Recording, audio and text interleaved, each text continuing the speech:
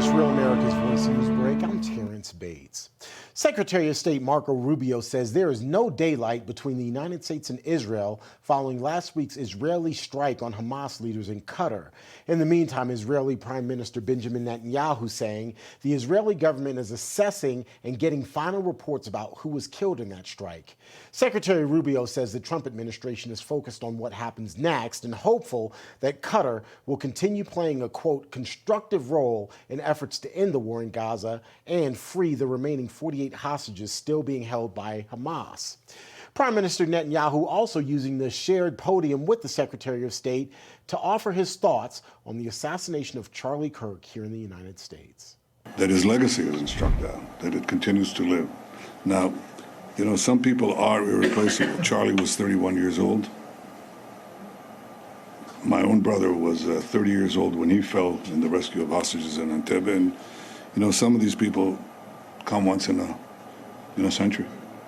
But it's their legacy that has to live on. So we're committed, I'm committed, and I know the President Trump is committed, and I'm sure that's true of Secretary of State Marco Rubio, to make sure that that legacy lives on. As for funeral arrangements for Charlie Kirk, they are set this morning. The assassinated 31-year-old will be funeralized next week. In fact, it will be on Sunday. That's when his services are going to be. They will be held in Glendale, Arizona at a massive stadium there. Of course, in the meantime, there's still lots of concern about his family, and that, of course, will continue as we continue to cover all of this. Charlie Kirk, again, will be funeralized on Sunday in Glendale, Arizona. There will also be memorial services leading up to that funeral. In fact, just last night, there was a memorial service at the Kennedy Center in Washington.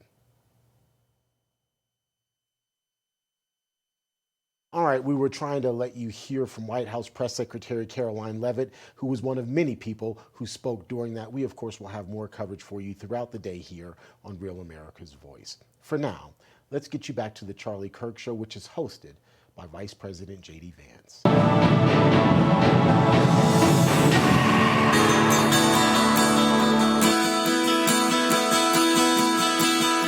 Welcome back to the Charlie Kirk Show. This is Vice President J.D. Vance. Joining me now is Stephen Miller, White House Deputy Chief of Staff, dear friend of mine and dear friend of Charlie Kirk's. And before I get into the nitty-gritty of what I wanted to talk with Stephen about, you know, there's a lot of questions about the investigation, where we are in the investigation. I want to be respectful to the FBI's process, but just know that we are on top of this, and the entire administration is trying to do as much as possible to find everything that we can about what led to this, about how we got here, and of course, ultimately, how an assassin took Charlie's life. I wanted to zoom out with Stephen a little bit and talk about all of the ways that we're trying to figure out how to prevent this festering violence that you see on the far left from becoming even more and more mainstream. And you know, before I do that, Stephen, I want to do this with every guest because you're a friend of Charlie's, and one of the things I'm hoping that people get out of this is an understanding for the kind of guy that Charlie was, who he was. And so before I talk to you about what we're doing to try to prevent something like this from happening again,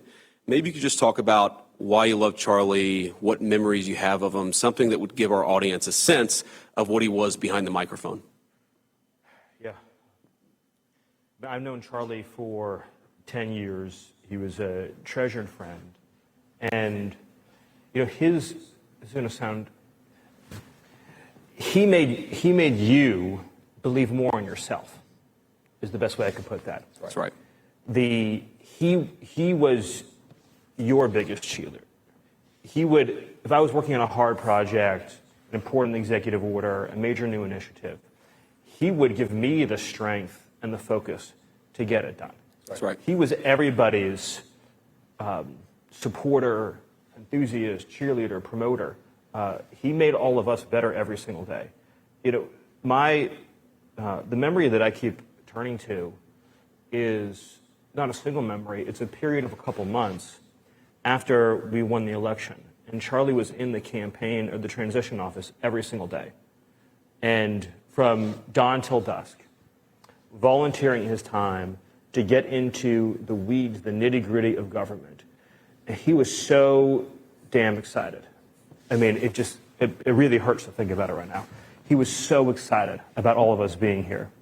And we would be talking about every executive order, every new regulation, every new policy plan. It was such a thrill for me to get to spend a few months of my life, because, you know, he came from the nonprofit, the activist world. I came from the government world.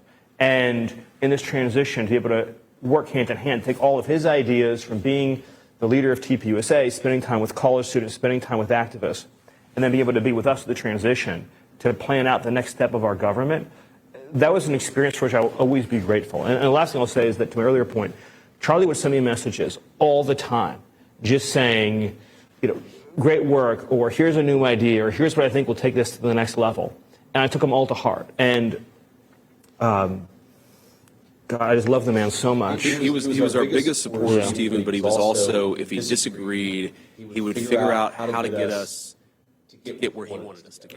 Yes. Always such a big cheerleader. Absolutely right. The darkest moments of my life, it was Charlie who was on the phone saying, don't let him get to you. Keep on fighting. Keep on going. You're absolutely right. So I want to be mindful of time here.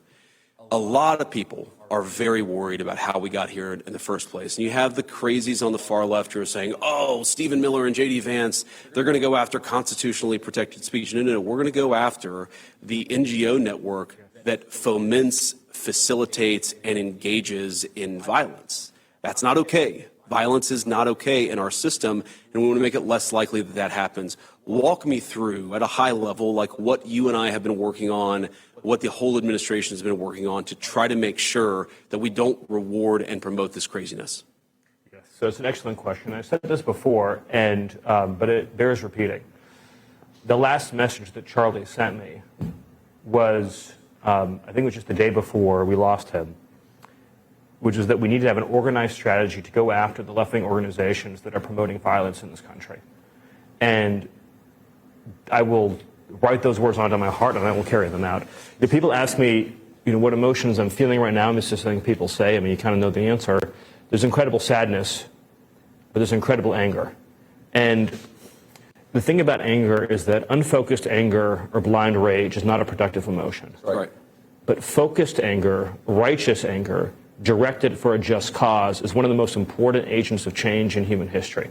Charlie showed that. Amen. And we are going to channel all of the anger that we have over the organized campaign that led to this assassination to uproot and dismantle these terrorist networks. So let me explain a little bit what that means. So, You've got 30 seconds, so be quick, Stephen. The organized doxing campaigns, the organized riots, the organized street violence, the organized campaigns of dehumanization, vilification, posting people's addresses, combining that with messaging that's designed to trigger and incite violence, and the actual organized cells that carry out and facilitate the violence, it is a vast domestic terror movement.